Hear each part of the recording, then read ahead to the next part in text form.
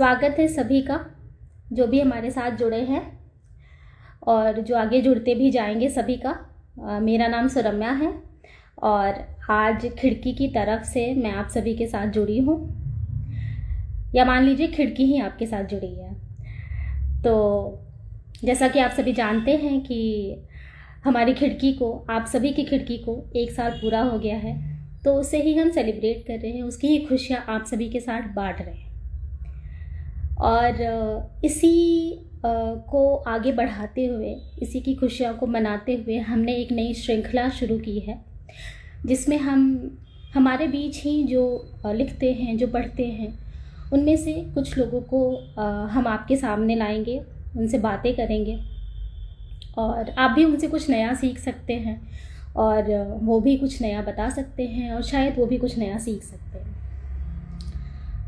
तो आज हमारे साथ जो जुड़ेंगे वो, उनका नाम गौरव है और जब वो हमारे साथ आ जाएंगे तो हम उनसे बहुत सारी बातें करेंगे, बहुत कुछ सुनेंगे। लेकिन उससे पहले मेरे पास एक किताब है, मंटो की है। और आई नो गौरव आप जुड़ गए हैं, लेकिन बस 5 मिनट चाहूँगी मैं, और एक हिस्सा है इसका जो कि मैं आप लोगों के साथ साझा करूँगी। जैसा कि हम जानते हैं, मंटो हैं, उनको लिखने के लिए, उनके कलाम के लिए बहुत बार उनको सज़ा भी हुई है और अदालत के सामने भी पेश होना पड़ा है। तो उनकी ही किताब से एक हिस्सा है जो मैं आपको पढ़ के सुनाती हूँ कि ये ऐसा है। एक मिनट। हाँ, तो इनसे अदालत पूछती है, उनके लिए कुछ लोग आए थे जो उनके लिए बोल रहे थे कि आखिर मंटो को सज़ा क्यों ना दी जाए। तो उसी में एक सवाल आता है कि अदालत पूछती है कि साहित्य के लिए होता है। तो एक आदिब साहब होते हैं जो मंटो के पक्ष में होते हैं, वो बोलते हैं कि मैं पहले कह चुका हूँ कि अदब ज़िंदगी की आलोचना है और इसमें इस सवाल का जवाब शामिल है। हर माकूल इंसान की कथनी और करनी का मतलब होता है, लेकिन तमाम इंसान माकूल नहीं होते। प्रत्येक कथनी और करनी सोसाइटी की नज़रों में अच्छी या बुरी हो सकती है। अच्छे और बुरे काम जांचने के लिए अनगिनत पैमाने होते हैं। तो ये एक हिस्सा था जो कि मैंने आपके सामने पढ़ के सुनाया। इनवाइट कर दिया है, प्लीज़ ज्वाइन कर लीजिए।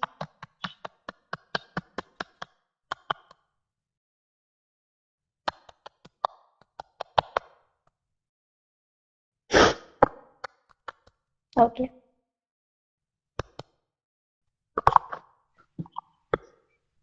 हाय गौरव, कैसे हैं आप? हाय हाय, बढ़िया। नमस्ते सबको। जी, आपको भी बहुत। आवाज आ रही है मेरी? हाँ जी, आपकी आवाज़ मुझे तो पूरी आ रही है। आप सभी बताएं कि आपको आ रही है कि नहीं।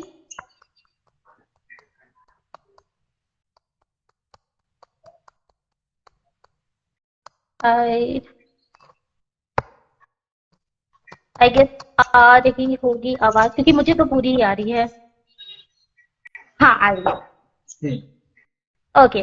तो गौरव, सबसे पहले बहुत बहुत स्वागत है आपका कि आपने हमारे इस निमंत्रण को स्वीकार किया और हमारे साथ जुड़े।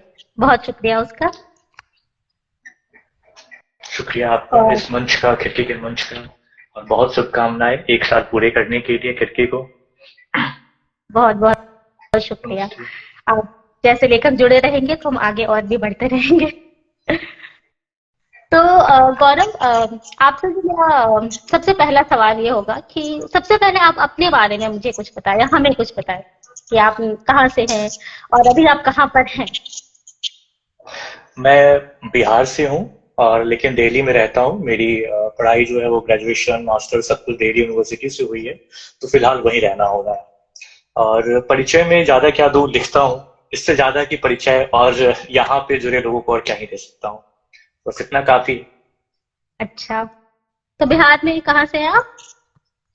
मैं चंपारण से हूँ, पूर्वी चंपारण, चकिया एक जगह है, वहीं से मैं भी चंपारण से ही हूँ। हूँ। चलिए। तो मतलब बिहार से दिल्ली यूनिवर्सिटी और फिर अभी हिंदी में लिखने की ओर रुझान, तो ये कैसे हुआ? मतलब लिखने का जो आपका रुझान है शुरू से ही था, या फिर ऐसे किसी को पढ़ लिया, या फिर आपने साहित्य एज अ सब्जेक्ट चुना था, या फिर ऐसा होता है कि कलम ने यूं ही हाथ थाम लिया? कैसे रहा ये सफर? नहीं, मेरा सब्जेक्ट ये नहीं रहा है कभी भी, मतलब एकेडमिक सब्जेक्ट तो नहीं रहा है, क्योंकि मैं पॉलिटिकल साइंस से अपनी पढ़ाई वहाँ किया हूँ। तो हम्म। ये सब्जेक्ट तो नहीं था, लेकिन लिखने का जो वो था एक बचपन से शुरू हो गया था। बचपन में घर पे एक मतलब कुछ टॉपिक दे दिए जाते थे पापा के द्वारा, तो उस पे हम लोग लिखते थे। क्रिएटिव राइटिंग से एक तरीके से कह सकते हैं। वहीं से लिखने और पढ़ने की शुरुआत हुई। फिर हम लोग की जो सिलेबस में एक हिंदी साहित्य होता है, आप जब इस 8 9 10th में जो आप पढ़ेंगे तो आप एक हिंदी लिटरेचर तो पढ़ना होता है। तो उसमें की जो कहानियां होती थी वो मुझे बहुत आकर्षित करती थी। मैं पढ़ रहा होता था, मतलब अपना तो पढ़ ही रहा हूँ, आगे वाले जो है, जो अगर मैं 8th में हूँ तो 9 10th की साहित्य की किताबें पढ़ रहा हूँ। मतलब तो उसमें की जो कहानियां है मुझे बहुत आकर्षित करती थी। धीरे धीरे पेपर जो कभी कई बार दैनिक जागरण में कई सारे विश्रांत आते हैं, या फिर वो साहित्य का एक पन्ना आता है, पुनर्नवा करके आता था, तो उसमें कुछ कविताएं पढ़ते थे, किसी की कहानियां पढ़ते थे, तो वो एक बहुत ही एक आकर्षण था। बस कहने का, और वो आकर्षण और लिखने का जो एक शुरुआत हो चुका था, एक बीज जो पड़ गया था, तो वो दोनों एक साथ मिल गया और लेखन चलता रहा। कुछ कुछ लिखते रहे, डायरी में लिखते रहे, फिर वहां बचपन में कविताएं कुछ छपने के लिए कभी, जैसे कई पत्रिकाएं आया करती थी, जैसे कि हम बाल हंस, नंदन, उस समय की जो वहां भेजा करते थे, उसमें पढ़ते थे लोगों को। तो इस तरीके से एक जुड़ाव होता गया। उसके बाद जो जब दिल्ली आ गया, तो चूंकि सब्जेक्ट बिल्कुल बदल गया था, पॉलिटिकल साइंस राजनीति शास्त्र था, तो वहाँ एक पॉलिटिकल फिलोसफी हम लोगों को पढ़ना होता है, जिसमें आप प्लेटो, एरिस्टोटल, मार्क्स और इन लोगों को पढ़ रहे होते हैं, सुकरात। और इन लोगों को जब आप पढ़ रहे होते हैं तो एक फिलोसफिकल जो एक दर्शन है, राजनीतिक दर्शन, उसका भी एक लेखन में असर पड़ा, क्योंकि वहां पे कल्पना है बहुत सारी चीजें। जब आप प्लेटो का आप केव थ्योरी पढ़ेंगे तो उसमें भी एक कल्पनाशीलता की बात है, तो वो बहुत ज्यादा एक, मतलब जो भी कुछ था वो सब एड ऑन हो रहा था लेखन के प्रति।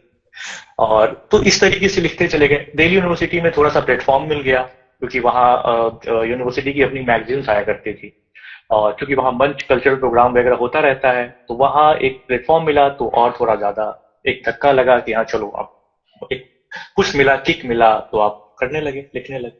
इस तरीके से एक शुरुआत होती चली गई। अच्छा, मतलब जैसा कि मैं समझ पा रही हूँ कि पढ़ते रहने से लिखने की शुरुआत हुई। तो, तो, हाँ, हाँ, हाँ, हाँ। तो मतलब ये तो समझ आया कि पढ़ते आपने पढ़ना शुरू किया तो आपने लिखना शुरू किया। तो लिखते रहने के लिए क्या एक चीज है, जैसे अक्सर होता है, मैंने देखा है बहुत लोगों के, लिखना तो शुरू कर लेते हैं, वो जोश खुद में पा लेते हैं, बट वो लिखते रहने की जो क्रिया है उसको कंटिन्यू करते रहना, उसके लिए क्या रहा? मतलब वो नेचुरल ही रहा, या फिर बीच में कभी ऐसे मन उठता भी कि कितना लिखेंगे, क्या लिखेंगे, ऐसा कुछ? उसमें क्या हेल्पफुल रहा आपके लिए?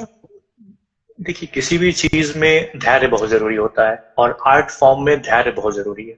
बिना धैर्य के आप किसी भी आर्ट फॉर्म को क्रिएट नहीं कर सकते हैं।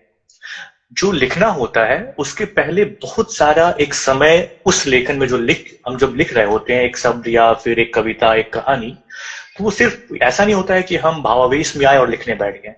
उसके पीछे कई कहानियां, कई कई तल में गुजर गई होती है, कई दृश्य गुजर गए होते हैं। तो एक लंबा समय होता है, वो जाके कॉन्साइज फॉर्म में हम एक कहानी, कविता में डाल रहे होते हैं। तो जो एक तरीके से कह सकते हैं कि जो बहुत ही वेग है चीजें बहुत ज्यादा, उनको हम जो अदृश्य है उसको एक दृश्य फॉर्म में ला रहे हैं, एक विजिबल फॉर्म में ला रहे हैं। तो धैर्य तो इसमें भी लग रहा है। आप एक लंबी कहानी, एक छोटे एक पैराग्राफ लिखने के लिए आपने कितना समय लिया, वो कहानी कब शुरू हुई थी और कब जाके आप लिख रहे हैं उसको। तो पेशेंस तो बहुत जरूरी है। आप चाहेंगे कि मैं लिखूं, कुछ बात आ गई मन में और अब लिखूं और लोगों तक चला जाए, प्रकाशित हो जाए, मुझे नाम मिल जाए, ये संभव नहीं होगा। और इसी के लिए पेशेंस तो बहुत जरूरी है। आप जब लिख रहे होते हैं तो बिना इसके अच्छा क्रिएशन नहीं कर पाएंगे। और ये हुआ था, मेरे साथ भी हुआ था। जब मैं जब एकेडमिक्स में था, जब एकेडमिक्स पूरी तरीके से जब था, तो उस समय मेरा लंबा समय 2 3 सालों का जो था, 3 साल मैंने कुछ नहीं लिखा। थोड़ा बहुत वो पॉलिटिकल अपने सब्जेक्ट वाइज का लिखा, एक लिटरेचर का नहीं था, कविता कहानियां नहीं लिख पा रहा था। तो एक वो गैप मिला था। बट फिर अचानक जब वो गैप खत्म हुआ, अचानक कोई समय ऐसा आया जब मैं लिखना शुरू किया, तो फिर वो फिर एक फ्लो जो था वो बनता चला गया। बीज तो था ही, उसको फल कभी ना कभी तो आना ही था, तो वो धीरे धीरे धीरे से लिखता गया। सोशल मीडिया ने मुझे एक और ज्यादा थोड़ा सा स्पेस दिया लिखने का, लोगों से जुड़ने का, नई कहानियां जानने का, पढ़ने का। पहले मेरे पास बहुत कम सीमित ये था, क्योंकि मेरे आसपास वैसे लोग नहीं थे कि जो मुझे बताएं कि मुझे क्या पढ़ना है, कैसे पढ़ना है। अब तो सोशल मीडिया के जमाने में आप पूछ लेते हैं किसी से, अपने से जो आगे है उनसे। उस समय तो हम लोगों के पास कोई साधन नहीं था। आप खुद ही ढूंढ रहे हैं, खुद ही पढ़ रहे हैं, खुद ही समझ रहे हैं, निराश हो रहे हैं, हताश हो रहे हैं, लिख रहे हैं। तो एक वो यात्रा आप खुद ही कर रहे थे। तो धैर्य और लिखते रहने की इच्छा, मुझे लगता इच्छा, है। जुनून। आप, हाँ, ये बात रिल्के भी एक ये में कहते हैं कि आप जब तक वो इच्छा रहेगी तभी आप लिख पाएंगे। बिना उसके आप नहीं कुछ क्रिएट नहीं कर पाएंगे। हम्म, वो जो है वो बहुत जरूरी होता है। तो मुझे लगता है हमारे जो सुन रहे हैं व्यूअर्स, उनके लिए एक बहुत ही एक सार और संक्षिप्त सा एक ये है कि लिखते रहने की इच्छा और धैर्य, ये बहुत जरूरी है आप सभी के लिए। तो आप, ये है ना, एक चीज में जोड़ूंगा कि आप लेखन से क्या पाना चाहते हैं। अगर आप कुछ पाना चाह रहे हैं तो फिर मुश्किल है। आप, लेखन जो है वो इन इट सेल्फ सफिशियंट है। उसका रिजल्ट कुछ मिल सकता है, आपको फेम मिल सकता है, पैसा मिल सकता है, कुछ भी नहीं मिल सकता है, बहुत सारी चीजें हैं जो है।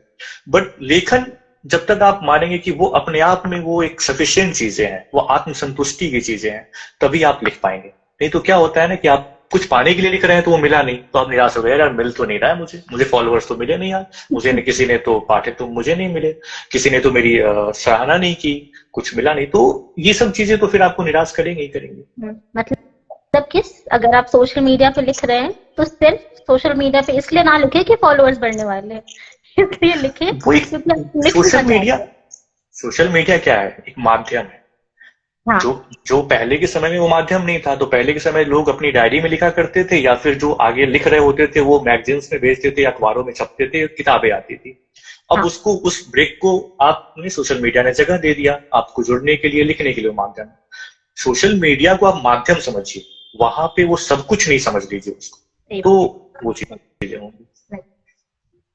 तो गौरव, जैसा कि मतलब जितना मैं आपको फॉलो करती हूँ, जितना मैं आपकी कविताएं, आपकी रचनाएं पढ़ती हूँ, मुझे ये समझ आता है कि आप जितना लिखते हैं, मैं नहीं जानती उतना ही या उससे ज्यादा या उससे कम, लेकिन आप पढ़ते भी बहुत हैं। रेफरेंसेस मुझे दिखते हैं आपकी रचनाओं में, या फिर अनुवाद दिखता है। तो आपके हिसाब से एक लेखक में पाठक कितना जरूरी लगता है आपको, और उसके साथ ही आपका कोई अगर पसंदीदा लेखक हो तो उसके बारे में एक दो बातें जो आप हमें बता सके, या उनकी कुछ किताबें जो आप हमें यहाँ पे रिकमेंड कर सके।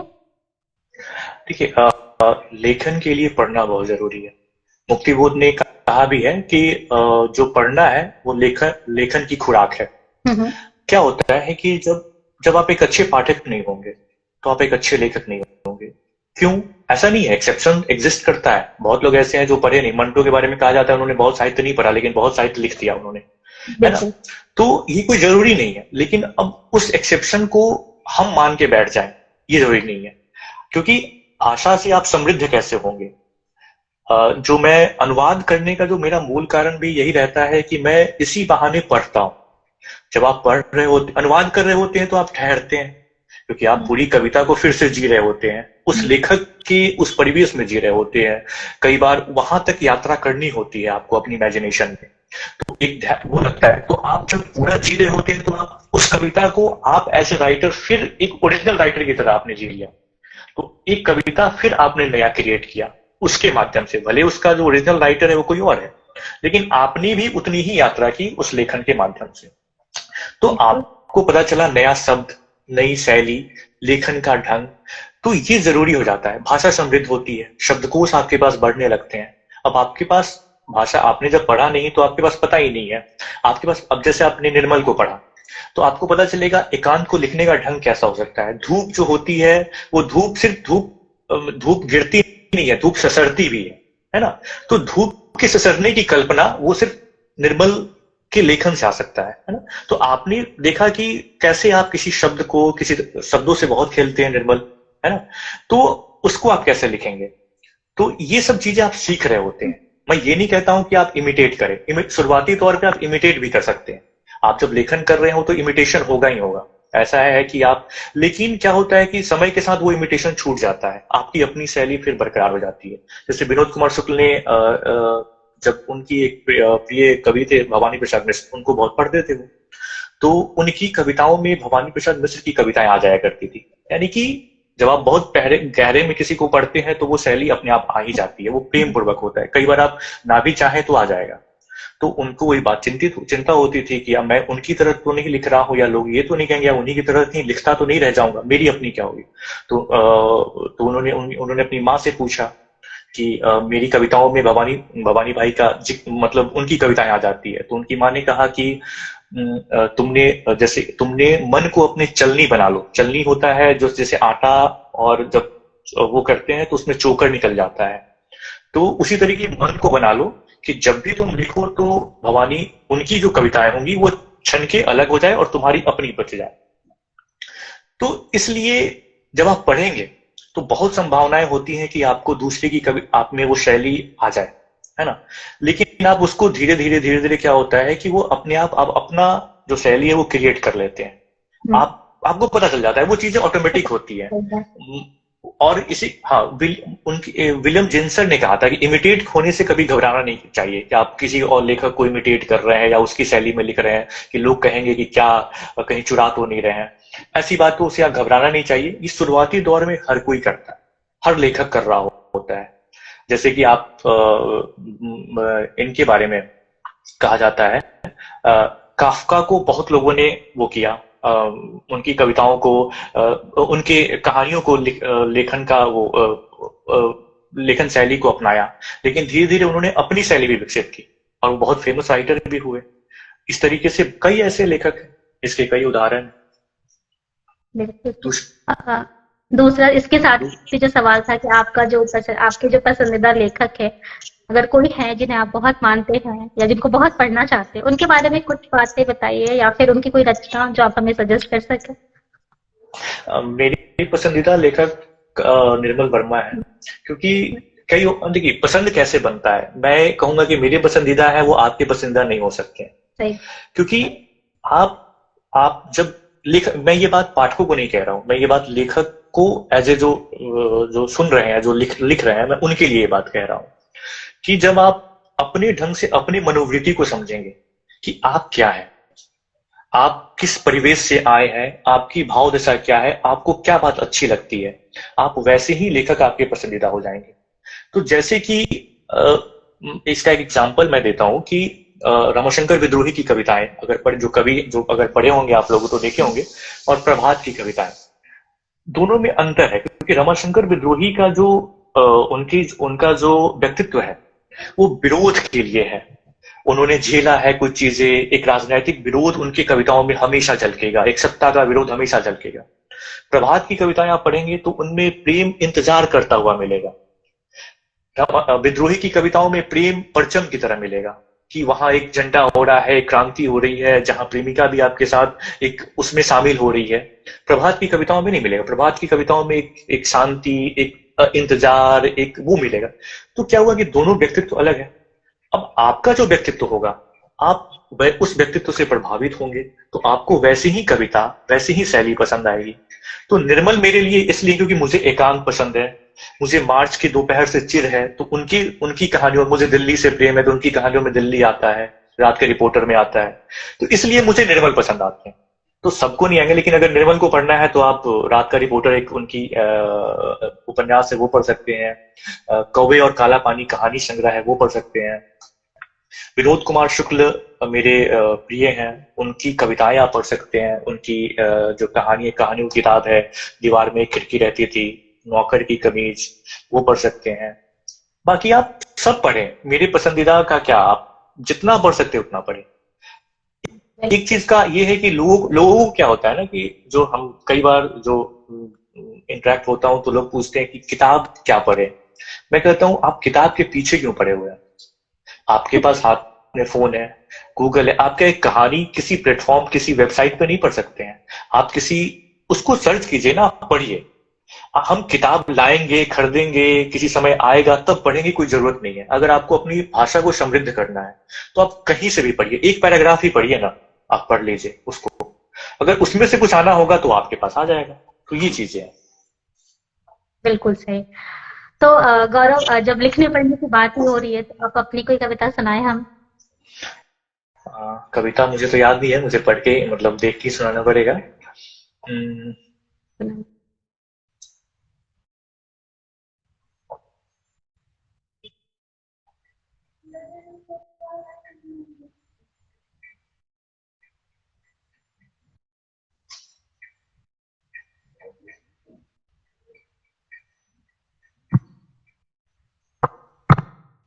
एक कविता है, मैं बचा रहूंगा तुम में।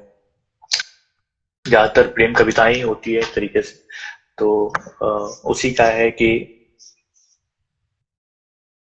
तुम भले ही दरवाजा बंद कर दो, खिड़कियों के कांच को पर्दे से ढक दो, मेरे भेजे उपहार को म्यूनिसपैलिटी के कूड़ेदान में डाल आओ, चिट्ठियों को सर्दियों के अलाव में ताप जाओ, अपने शरीर से रगड़ कर साफ कर दो मेरे चुंबन के निशान। इन सब के बावजूद मैं लौटता रहूंगा तुम तक, बार बार नींद का स्वप्न बन। सिवाय गहरी नींद के उठ जाने के तुम्हारे पास कोई तरकीब नहीं मुझसे दूर जाने की, और तुम असहाय महसूस करोगी उस क्षण किसी स्लीप पैरालिसिस की रोगी की तरह। तुम्हारी जिंदगी में मेरी उपस्थिति के सभी निशान मिटा देने के बाद भी मैं बचा रहूंगा तुम में, जैसे बचा रहता है सड़कों पर वहां गुजरे यात्रियों के पैरों के निशान। मेरे होठों ने चखे हैं तुम्हारे आत्मा का स्वाद, वहां नहीं पहुंचता दुनिया के किसी साबुन का झाग। घंटों सावर के नीचे बिताने की कोशिशें तुम्हारी होंगी नाकाम। तुम भले ही मेरी आवाजें व्हाट्सएप नोट से डिलीट कर दो, मेरी तस्वीरें फोन गैलरी से खाली कर दो, तुम्हारी आंखें अब भी मेरी तस्वीरों को पहचानने से नहीं कर सकती इनकार।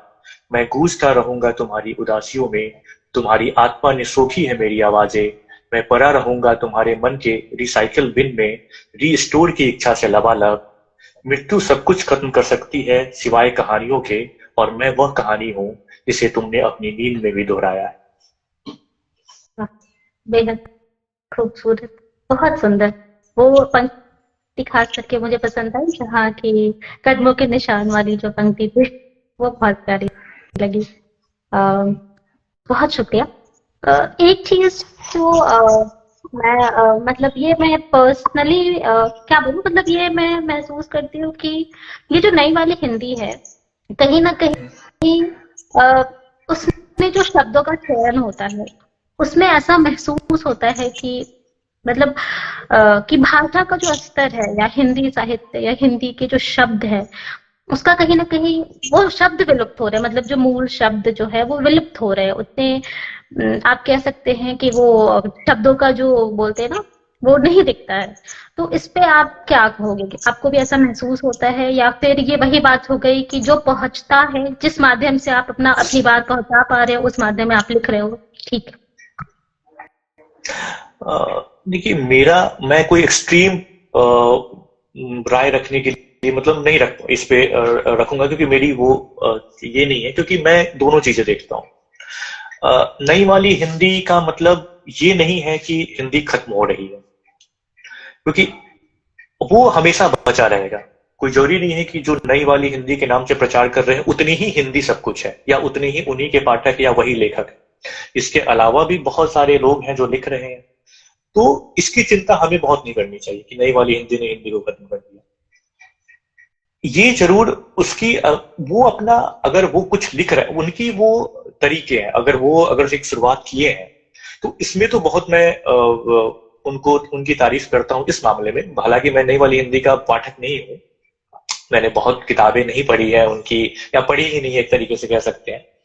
बट मैं इस मामले में उनको मैं बहुत वो करता हूं कि जो एक मेट्रो सिटी में आम जो एक यूथ थे जिनको उनकी भाषा, जो उनको हिंदी नोवेल का पता नहीं था, उनको चेतन भगत का पता था, लेकिन नई वाली हिंदी में क्या लिखा जा रहा, नई वाली हिंदी या छोड़ दीजिए, हिंदी की कौन सी उपन्यास की बातें हैं उनको नहीं पता था, या थोड़ा शर्म लगता था, यार मैं मेट्रो में हिंदी की किताबें कैसे खोलूं, तो इंग्लिश की किताबें खोलने में थोड़ा सा एक वो फील आता था कि अरे कुछ हूं वाली बात है, मैं कुछ पढ़ रहा हूं, तो वो वाली बात। तो नई वाली हिंदी ने क्या किया है कि एक क्रेज को तो डेवलप किया है, इसमें आप किसी भी बात में नहीं, ये मेरा अपना पर्सनल एक्सपीरियंस है कि आज अगर आप हिंदी की किताबें खोल रहे हैं तो कहीं आपको शर्म महसूस करने की जरूरत नहीं है, कहीं ना कहीं से तो यात्रा होती है ना।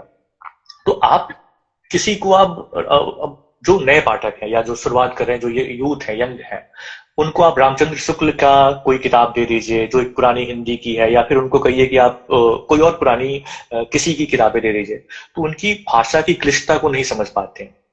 उनका दोष नहीं है, उनकी पढ़ाई वैसे परिवेश में हुई है, तो वहां से उन्होंने धीरे धीरे यात्रा की। बहुत सारे ने नई वाली हिंदी पढ़ते पढ़ते निर्बल वर्मा तक आए, है ना।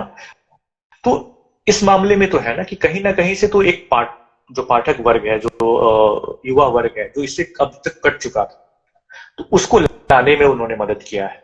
बाकी इससे हिंदी का बहुत कुछ असर नहीं होने वाला है। इसके अलावा भी जितनी नई हिंदी की किताबें छपती हैं उससे कहीं ज्यादा, जिसको हम नई हिंदी नहीं कहते हैं, पुरानी हिंदी कहते हैं, उसकी किताबें छप रही हैं, उसको पढ़ रहे हैं। मैं वाणी में काम करता था, वाणी से किताबें आती है, राजकमल से आती है, राधा कृष्ण पब्लिकेशन से, कितनी पब्लिकेशन हाउस है। अगर हम नई वाली हिंदी को किसी खास पब्लिकेशन हाउस से अगर जोड़ते भी हैं तो ये चीजें हैं। तो मतलब क्या रोक, आपके हिसाब से क्या रोक रहा है, मतलब कि क्या चीज है जो, जैसे कि आपने कहा जो किताबें छपती है वो पहले के राइटर्स की ही आज भी बात होती है, आज भी हम कहते हैं इनको पढ़ो, फलाने को पढ़ो, तो ये नए जो राइटर्स हैं, मतलब लेखक हैं, उनके साथ ये क्या, मतलब क्या कमी रह जा रही है?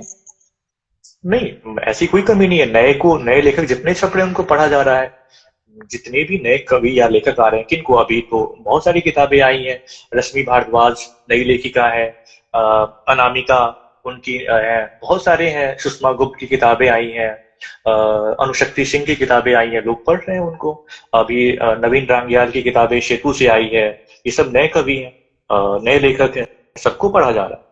तो किसी को कोई रोक, मतलब ये एक भ्रम है, मुझे ऐसा लगता है। ऐसा कुछ नहीं है जिसमें बहुत चिंतित होने की जरूरत है। सबके अलग अलग पाठक वर्ग है।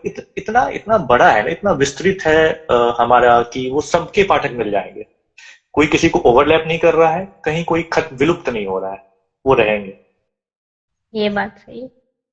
अच्छा, इसके साथ ही एक और चीज जो मुझे इस पे आपकी राय जाननी है, ये कि एक मतलब कहीं ना कहीं क्या ये आप मतलब मानते हो या फिर आपने कहीं महसूस किया हो कि एक पुरुष और एक महिला, अगर लेखन की दृष्टि से देखा जाए तो उनकी कलम में कोई नेचुरल अंतर या मतलब प्राकृतिक अंतर आप महसूस करते हो, चाहे उनकी सोच या मतलब अगर एक ही टॉपिक या एक ही जगह से अगर दोनों शुरू करें तो वो चीज में जो एक स्वाभाविक अंतर या ऐसा कुछ महसूस हुआ आपको पढ़ के, या जितना कुछ भी अभी तक की जो आपकी ये हुई अभी तक जो आपने पढ़ा उस पे?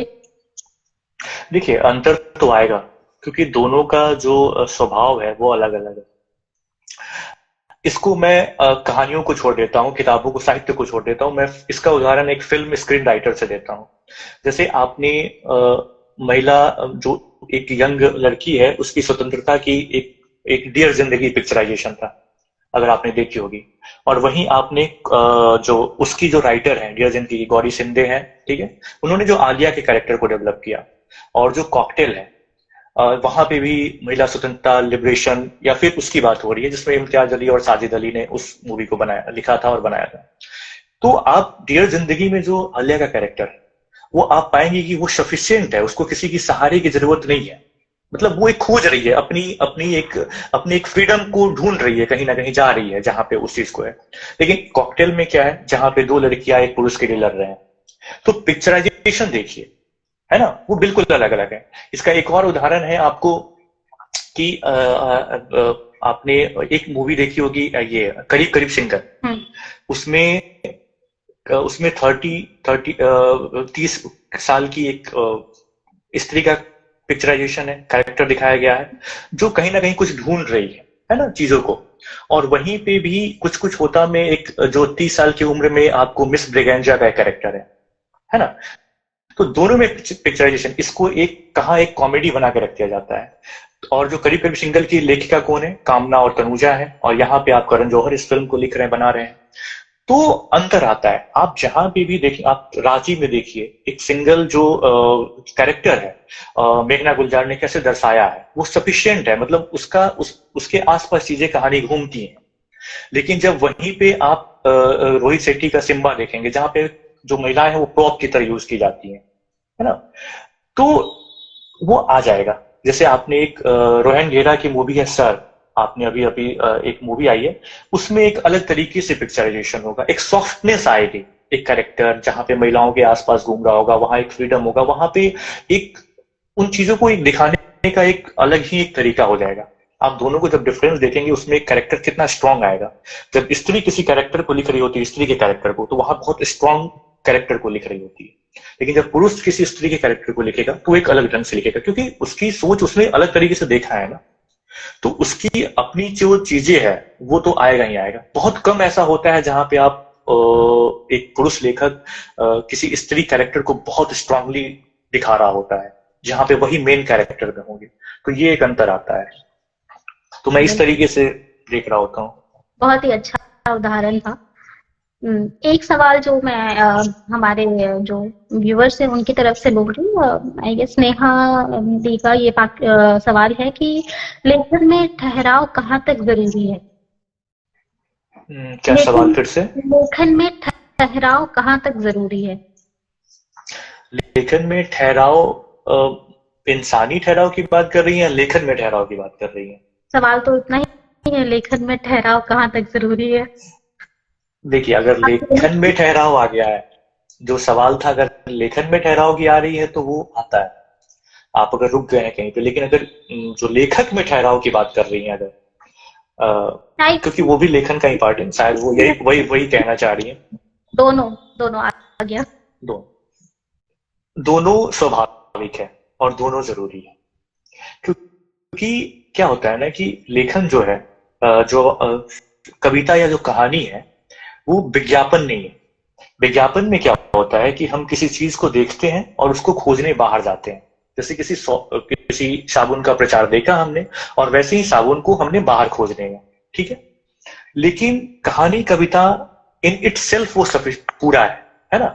तो हम किसी कहानी, कविता में कुछ चीजें, कुछ कैरेक्टर, कुछ जब देख रहे होते हैं, तो हम कहीं बाहर ढूंढने नहीं जाते हैं, हम फिर वापस बार बार उसी कहानी, कविता में लौटते हैं, है ना। तो वो क्या होता है कि हमको बाहर की दुनिया से हम कट जाते हैं और हम अपनी स्मृति में दोहरा जाते हैं, है ना। तो ये जब तक ठहराव नहीं होगा, तो अगर लेखन में भी अगर ठहराव नहीं होगा, तो अगर लेखक में ठहराव नहीं है, तो वापस वो अपनी स्मृति में नहीं जा सकता है। बाहरी दुनिया से कटना तो जरूरी होता है, क्योंकि अगर मान के चलिए सितंबर, एक लाइन है, सितंबर की एक शाम थी, ठीक है। तो जब ये हम पढ़ते हैं ये लाइन, तो कितनी सारी सितंबर की शाम हमने ऐसे ही बिता दिया रहता है। लेकिन जब हम कहानी में पढ़ते हैं सितंबर की एक शाम, तो हम अपने स्मृति में उस सितंबर की एक शाम को ढूंढ रहे होते हैं, जो कि लेखक ने लिखा होता है। तो हम कनेक्ट करने की कोशिश करते हैं, और ये कनेक्शन कब होगा? जब ठहराव होगा। अगर हम भाग रहे होंगे, कुछ ढूंढ रहे हैं, कुछ पाना चाहते हैं, वो लेखन वो नहीं देता। लेखन कुछ नहीं दे रहा होता है। अगर इसमें निर्मल वर्मा की एक है, लेखक की आस्था एक किताब है, तो उसमें आता है, उसमें वो लेखन साहित्य की प्रासंगिकता की बात करते हैं। तो कहते हैं कि साहित्य की कोई प्रासंगिकता नहीं है। साहित्य क्या देगा? वो आत्मसंतुष्टि का एक माध्यम है। उसको कहीं हम कुछ बाहर कुछ मिल नहीं जाएगा उससे, है ना। वो कुछ ये नहीं है, तो वो अपने आप में काफी है। हम क्यों इस ये में पढ़ते हैं कि लेखन से हमको कुछ मिले, कुछ वाली बातें। लेखन अपने आप में पूरा है। तो वही चीजें होती है। ठहराव जरूरी है दोनों चीजों में। अगर लेखन में भी ठहराव आ गया, अगर लंबे समय तक गैप है, जिसको राइटर्स ब्लॉक कहते हैं, है ना, तो वो भी जरूरी है। आपको फिर से रिचार्ज होने के लिए जरूरी होता है। तो नेहा दी, आई गेस आपको आपका जवाब मिल गया होगा। तो जब साहित्य की बात चल रही है, तो एक चीज जो है कि साहित्य किसी को नहीं रोकता, पर साहित्यकार रोके जाते हैं। इस पर आपका क्या मतलब, कितना सही है साहित्य पर प्रतिबंध? नहीं यार, ये एक लेखक के होने के नाते ये तो संभव ही नहीं है कि कोई भी लेखक ये कहे कि प्रतिबंध जरूरी है। सत्ता से लेखन जो है वो हमेशा से प्रतिरोध रहा है। और हमेशा प्रतिरोध से ही जन्मेगा, क्योंकि जरूरी नहीं है कि हर लेखन सत्ता के विरोध में, कई लेखन जो होता है वो स्व के विरोध में भी होता है। आप अपने से लड़ रहे होते हैं, तो लड़ाई तो हमेशा है, और जहां लड़ाई होगी वहां सामने वाला जो पावर में है वो हमेशा रोकने की कोशिश करेगा। तो ये एक लड़ाई कंटिन्यूअस चल रहा होता है और उसी से इसका जन्म होता है। तो प्रतिबंध तो संभव ही नहीं, नहीं तो आप कल्पनाशीलता पे प्रतिबंध साहित्य पे लगा सकते हैं, आप कल्पना पे कैसे लगा सकते हैं? लेकिन वो आत्महत्या की तरह हो जाता है। एक साहित्य के लिए अगर वो कह नहीं पाया चीजें, चाहे वो कोई बात कहनी है सत्ता के विरोध में, यानी कि समाज में कुछ बात कहनी है, अगर आप वो नहीं कह पा रहे हैं तो आप घुट रहे हैं। अगर आप खुद से भी अगर बाहर नहीं कह पा रहे, जैसे लेखन में क्या है कि आप नहीं लिख पाए कुछ चीज, तो आप घुटते रहते हैं, तो एक तरीके से वो भी आत्महत्या ही कर रहे होते हैं। तो जब हम उसको अपने केंद्र में रख के देखें या समाज के केंद्र में रख के देखें, दोनों में प्रतिरोध है, दोनों में आएगा ही है। एक और सवाल हम हमारे व्यूअर से उठाते हैं, वो है सवाल अंग्रेजी में ही है कि art for art sake, does art has any purpose? मैंने अभी बताया ना कि आर्ट्स का अगर कुछ पर्पस आप ढूंढ रहे हैं तो कभी मिलेगा नहीं। वो इन इट सेल्फ वो सब पूरा है, वो कोई मीन नहीं है, वो एंड है, अपने आप में एंड है। तो वो उसके रिजल्ट कुछ हो सकते हैं, बट जो लिख रहा होता है वो किसी खास पर्पस से नहीं लिख रहा होता है कि मुझे समाज बदलना है, मुझे क्रांति करनी है। वो बदलाव आ जाएगा, वो रिजल्ट आएगा, है ना, वो अपने आप घटित होगा। लेकिन ये सोच के आप करेंगे तो नहीं है। कोई आप सामान नहीं बेच रहे हैं कि मैं आज ये इसको अच्छे तरीके से ये लिखूंगा तो सामने वाला खरीद लेगा इस चीज को या बिक जाएगा, वो चीजें नहीं होगी। उस पर्पज से अगर आप लिख रहे हैं तो आप वो अलग है, फिर आप कंटेंट राइटर हैं जहां पे आप किसी और के लिए लिख रहे हैं वाली बात आ जाती है। तो वो एक अलग चीज है, आप किसी न्यूज़पेपर के लिए लिख रहे हैं, लिखना वो भी हो रहा है, लेकिन उसको वो एक अलग चीज है। लेकिन जब आप यहाँ पे कुछ पर्पस ढूंढेंगे तो वो आत्मसंतुष्टि सबसे बड़ा पर्पस, अगर एक तरीके से कहा जाए तो। ये जरूरी है कहना कि आत्मसंतुष्टि एक पर्पस है जिसके साथ आप लिखेंगे तो मुझे लगता है जरूर कहीं ना कहीं पहुंचेंगे। तो मैंने वही कहा ना कि वो उसका वो रिजल्ट है, वो ऐसा नहीं है कि आप, वही बात है ना कि आप कोई बीज लगाएं, वो पेड़ होगा ही होगा, ऐसा तो नहीं है कि वो नहीं होगा, है ना। अगर बीज अच्छा है, उसको पानी मिला, उसको धूप मिला, अगर उसको पूरी ख्याल रखा गया, तो आप ये सोचे कि ये होगा ही नहीं वाली बात नहीं आएगी, वो आएगा। तो साहित्य का रिजल्ट कुछ ना कुछ होगा, रिपरकशन कुछ ना कुछ होगा ही होगा, लेकिन उसको उस रिपरकशन को पहले नहीं देखा जाता है। कोई पर्पस ड्रिवन नहीं होना चाहिए लेखन। ये बात सही। तो गौरव, आप अनुवादक भी हैं और काफी अच्छे अनुवादक हैं, तो अपने अनुवाद में से कोई एक वो सुनाए हमें। अनुवाद के लिए भी मुझे ढूंढना ही पड़ेगा।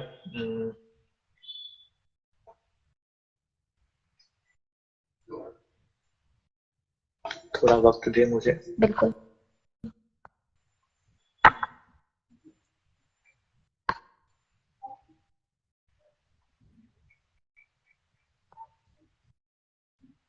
हाँ गौरव वर्मा जी, आप पूछिए सवाल, मैं सवाल रखूंगी। गौरव जी के आगे।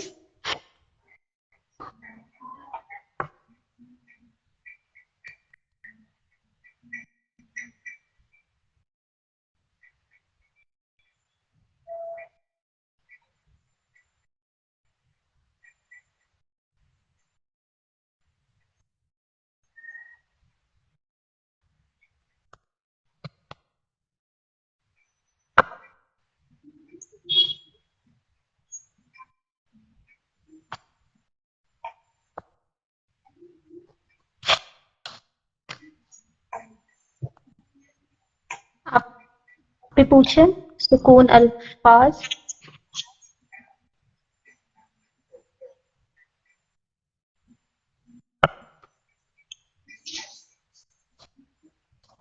बात तब तक मैं ढूंढ रहा हूँ, कोई सवाल हो तो आप ले ले तब तक। हाँ।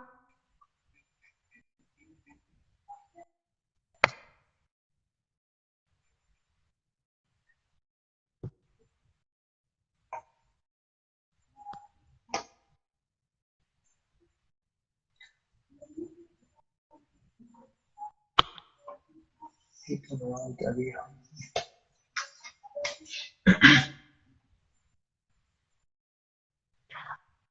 अ, आपके इस सवाल का जवाब गौरव जी पहले ही दे चुके हैं।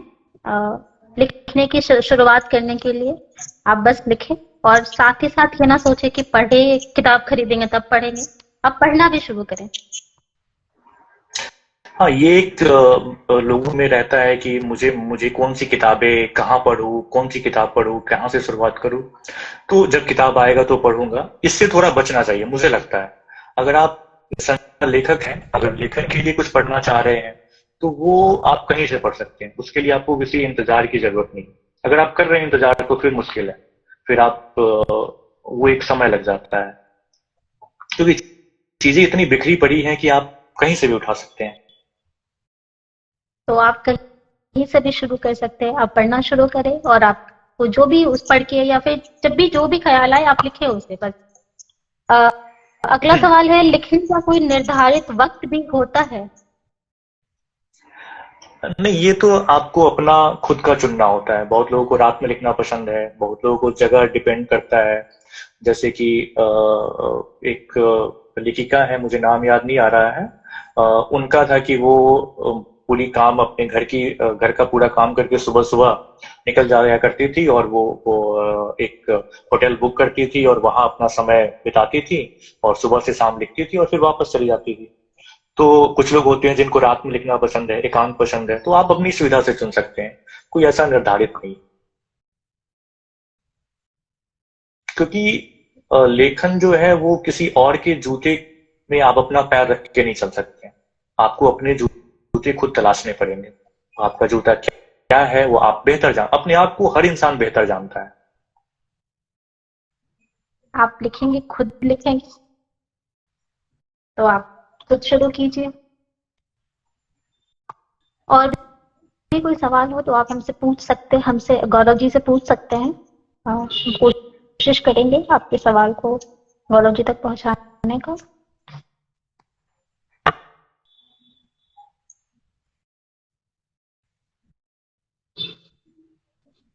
लिखने में अपने भाव को प्रेजेंट किया जाता है।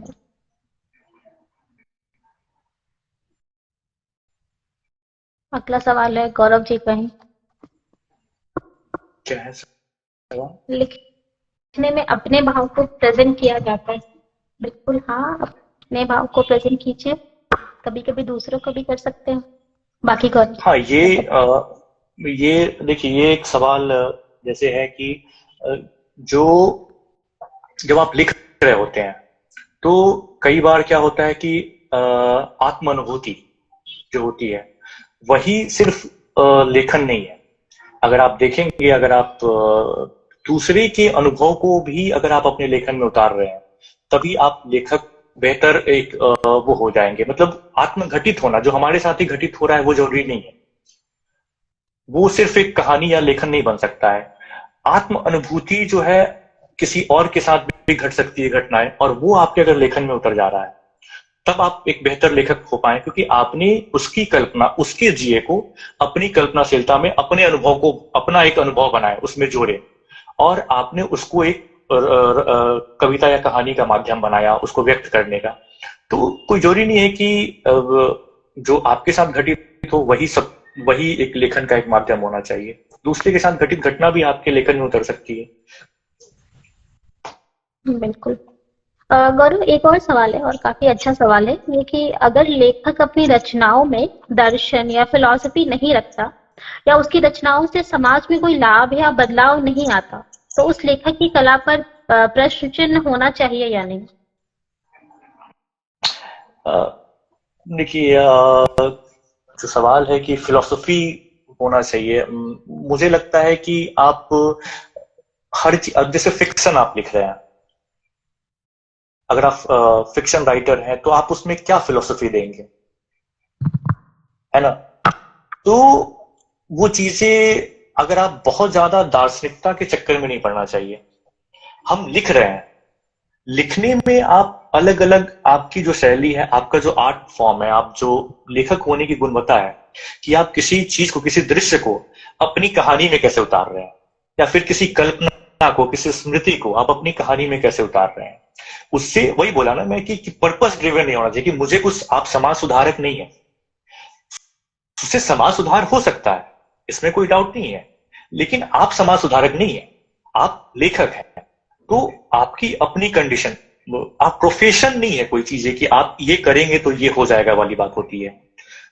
जो लेखन है वो एज ए पोइट जो है वो कहा जाता है कि पोइट जो है वो प्रोफेशन नहीं है, कंडीशन। आप एज ए कंडीशन के रूप में आपको वो बाहर एक पोइट्री का जन्म होता है, आप एज ए पोइट बनते हैं।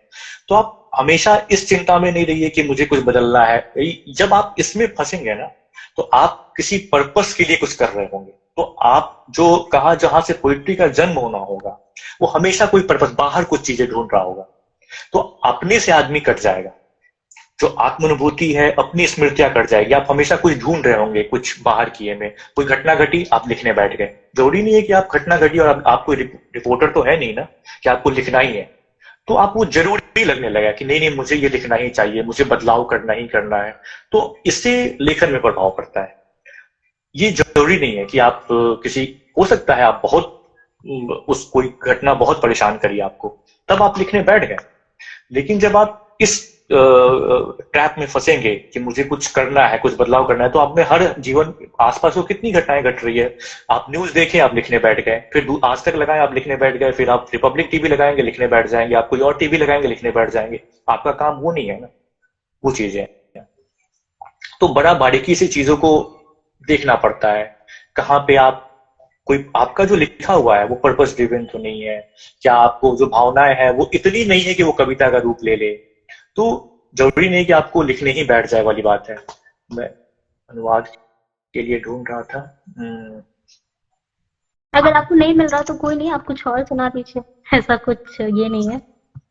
हाँ, ये नहीं, कविता मिल गई, निज़ार कब्बानी की कविता है। वो लिखते हैं कि यह मेरा आखिरी खत है, अब कोई दूसरा नहीं होगा।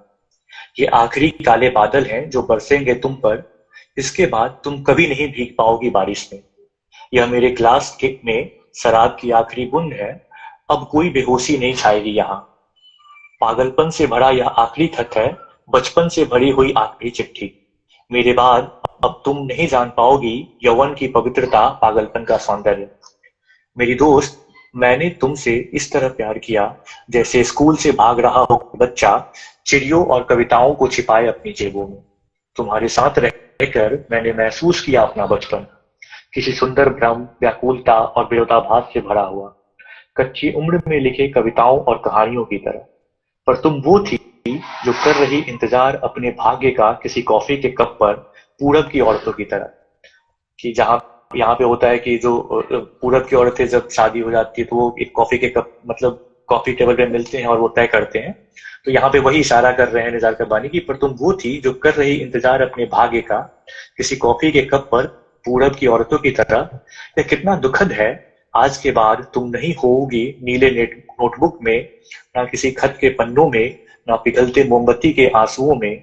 तुम नहीं होगी अब किसी डाकिये के थैले में, ना ही किसी बच्चों की मिठाइयों में, ना ही रंग बिरंगी पतंगों में। तुम नहीं होगी उन चिट्ठियों में जो लिखी गई दर्द के दिनों में, और ना होगी दुख में डूबी कविताओं में। तुम चली गई दूर, कर लिया खुद को निर्वासित मेरे बचपन के बगीचे से। तुम अब मेरी किसी कविता का हिस्सा नहीं, मेरी दोस्त, अब तुम कोई कविता नहीं। बहुत बहुत बहुत प्यारा। वो जो आपने कहा ना कि एक अनुवादक जब अनुवाद करता है तो वो जीता है उस कविता को, तो ये कविता कहीं से भी अपने आप में ड्रिवन नहीं लग रही है कि हाँ कहीं से ली हुई है। असली कविता मैंने नहीं पढ़ी है, पर ये सुन के बहुत अच्छा लगा। ये होता है कि मैं कविताओं, जब अनुवाद मैं कहता भी हूँ कि अगर आपको अनुवाद करना है, बहुत लोग कर भी रहे हैं अभी के समय में, तो आप शब्द के हूबहू अनुवाद के चक्कर में नहीं फंसना चाहिए। मैं अनुवाद को, भावानुवाद को बेहतर मानता हूँ, क्योंकि कहने का ढंग जो है वो वहां की परिस्थिति, वो शब्द जो है वो कुछ और रहे होंगे। अभी आप जो लिख रहे हैं, जिस भाषा में लिख रहे हैं, तो वहां आप कैसे लिख सकते हैं, वैसे ही डूब के उसी दर्द में आप कितना जा सकते हैं। कई बार उतना ही महसूस करना पड़ता है जब जो आप अपनी कविताओं के लिए कर रहे होते हैं। तो आप कई बार कुछ और कविताएं, मैं अनुवाद के लिए वही कविताएं चुनता भी हूँ जो मुझे लगता है कि मुझे करना चाहिए, जो मुझे छू रही है कविता। तो भावानुवाद बहुत जरूरी होता है। चलिए, आपने मेरे एक प्रश्न का जवाब दे दिया कि अनुवाद के विषय में आप हमारे व्यूअर्स को क्या बताना चाहेंगे।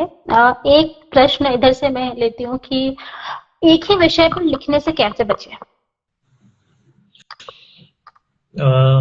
देखिए, ये एक ही विषय अगर आप किसी खास एक समय के बाद क्या होता है ना कि हर किसी के पास एक ही विषय आता है, जैसे कि आप, लेकिन हाँ, आप जो लिख रहे हैं उसमें वो एक अलग अलग ढंग से लिख सकते हैं। जैसे कि नेरुदा की कविताओं में प्रेम विषय है, नेरुदा की हर कविताओं में मिलेगा, क्योंकि उन्होंने वही विषय चुना है। हाँ। उन्होंने अभी का एक इंटरव्यू में था भी, उन्होंने कहा कि मेरे पास वो पॉलिटिकल वो रहे हैं, पॉलिटिक्स से बहुत जुड़े भी रहे हैं, वो प्रेसिडेंशियल कैंडिडेट के लिए भी लड़े हैं। तो उन्होंने कहा था कि मेरे लिए पॉलिटिक्स ऑब्सेशन नहीं है, मेरा जो विषय है मैं प्रेम के आसपास ही, क्योंकि यही मेरा व्यक्तित्व है। तो जो व्यक्तित्व होगा वो आपका विषय वही होगा, वो बार बार लौट के उसी शब्दों में आप आएंगे ही आएंगे, आप उसी स्मृतियों में आएंगे, उसी शब्दों के जो आपको खास शब्द बनाए। जैसे कि आप गुलजार की कविताओं में देखेंगे तो वहां जो कविताएं हैं, जो शब्द है, बार बार दोहराव होता है। जब आप निर्मल वर्मा की कहानियों को पढ़ेंगी, वहां एकांत, धूप, पार्क, बेंच, दिल, ये सब दोहराव है। तो आप जैसे धर्मवीर भारती को आप जब पढ़ेंगी, उसमें जो प्रेम का जो आदर्श है, जब आप सूरज का सातवां घोड़ा पढ़ेंगी या फिर गुनाहों का देवता पढ़ेंगी, तो आपको विषय सेम मिलेगा, जहां पे एक पुरुष जो है वो एक आदर्श प्रेम करता है एक स्त्री से और वो उसको नहीं मिल पाती है ना। तो उस आदर्श में जहां पे ऑब्सेशन नहीं है, लेकिन बस एक प्रेम को जिया जा रहा है, दूर होकर भी जिया जा सकता है, तो वो एक विषय उनका है। तो ये दोहराव होगा, लेकिन पात्र अलग हो जाएंगे, कहने का थोड़ा ढंग अलग हो जाएगा, शब्दावली थोड़ी बदल जाएगी, तो वो चीजें होंगी। अब मेरी कविताएं लगभग सारी की सारी प्रेम कविताएं ही हैं, तो विषय तो प्रेम ही है। एक विषय, एक अम्ब्रेला टर्म तो है ही है। लेकिन आप जब, मुझे नहीं लगता है कि मेरी कविताएं सब पढ़ के ये कहेंगे कि दोनों में सेम चीजें आई, वो एक दो वो है, बट दोहराव तो होता ही होता है। बिल्कुल। आज एक और सवाल है कि हिंदी में आजकल ये है कि कविता लिखते हैं सब, कहानी लिखते हैं, लेकिन कहीं ना कहीं हिंदी की और भी विधाएं हैं जिसमें कमी, मतलब कमी क्या, मैं तो विलुप्ति कहूंगी, वो देखी जा रही है कि और भी विधा है। अब सिर्फ हम इस पे सेंट्रलाइज हो गए, कविता, कहानी, उपन्यास, बाकी विधाओं पे बहुत कम लोग लिखते हैं। तो इस पे कोई आपकी राय? सवाल क्या है, फिर से दोहराएंगे? तो हिंदी में बहुत सारी विधाएं होती है ना, कविता, कहानी और उपन्यास, उनमें से 3 मतलब कुछ विधाएं हैं, पर आजकल जो है लिखने वाले या पढ़ने वाले पे ये 3 विधाओं पे सेंट्रलाइज हो गए, कहीं ना कहीं ज्यादा पढ़ी जाती है या फिर ज्यादा लिखी जाती है। तो बाकी विधाएं इस वजह से विलुप्ति पे हैं, नहीं लिखते उसको तो पढ़ते भी नहीं है लोग। तो इस पे कोई आपका विचार, कोई राय? मुझे लगता है विलुप्त नहीं हो रही। क्या होता है ना कि हमारा जो दायरा है वो हम देख रहे हैं सोशल मीडिया ही सब कुछ नहीं है। ये हम चूंकि सोशल मीडिया पे हैं, हम चूंकि यहाँ पढ़ रहे हैं, यहाँ जुड़े हुए हैं, तो ये प्लेटफॉर्म हमको लगता है कि सारी दुनिया की चीजें यहीं पे घटित हो रही है, यहीं कविताएं, कहानियां, किताबें आ रही हैं। नहीं, इसके अलावा भी है जहाँ पे ये प्लेटफॉर्म को छोड़ के लोग लिख रहे हैं, जहाँ किताबें आ रही हैं। तो वो है, ट्रेवलॉग लोग लिख रहे हैं, बहुत सारे ऐसे राइटर हैं जो ट्रेवलॉग लिख रहे हैं, बहुत सारे ऐसे हैं जो कविताएं जो लिख रहे हैं, जो ये है। लेकिन बहुत सारी और विधाओं में लिख रहे हैं, व्यंग लिख रहे हैं, तो वो है गदेतर कथ जो है, वो भी कथेतर जो गद है वो भी लिख रहे हैं। तो लिखा जा रहा है, वो हमको बहुत निराश होने की जरूरत नहीं है, क्योंकि दायरा बहुत बड़ा है, बहुत पाठक, बहुत लिख रहे हैं सब अपनी अपनी जगह पे, और सबके मुकम्मल पाठक मिल रहे हैं सबको। तो गौरव, आखिर में कोई संदेश जो आप हमारे व्यूवर्स को, लेखक को देना चाहें? कोई ऐसा संदेश क्या है, बस अगर आप अगर लिख रहे हैं तो आप लिखते रहें। लेखन में निराशा और जो हताशा है वो आपको आएगी, और वो आपको लेखन लेखन और जो हताशा है, जो निराशा है, उसको आप लिखने में आप किस तरीके से यूटिलाइज कर ले रहे हैं, ये आपको एक लेखक होने का सामर्थ्य है। तो वो चाहे किसी बाहरी परिस्थिति से आए या फिर लेखन से हताशा है या निराशा है, कि तो वो दोनों दोनों जगह आप उसका आप बहुत अच्छे, मतलब मैं ये कहूंगा कि आप एक स्वार्थी बने इस मामले में, कि आपने उस चीज को अपना स्वार्थ साधा और आप उसको लिख रहे हैं। तो हर चीज को आप लेखन में डाल सकते हैं, कर सकते हैं, जो जो घटनाएं घटित हो रही हैं। किसी को भी किसी ऐसी घटना, किसी ऐसे दृश्य को ना आप छूटने ऐसे, मतलब अपनी प्रवृत्ति को ऐसे आप बनाइए कि कोई कुछ छूटे ना। आप देख रहे हैं तो बहुत गहरे में देख रहे हैं किसी चीजों को, कुछ भी व्यर्थ नहीं जाता है एक लेखक के लिए।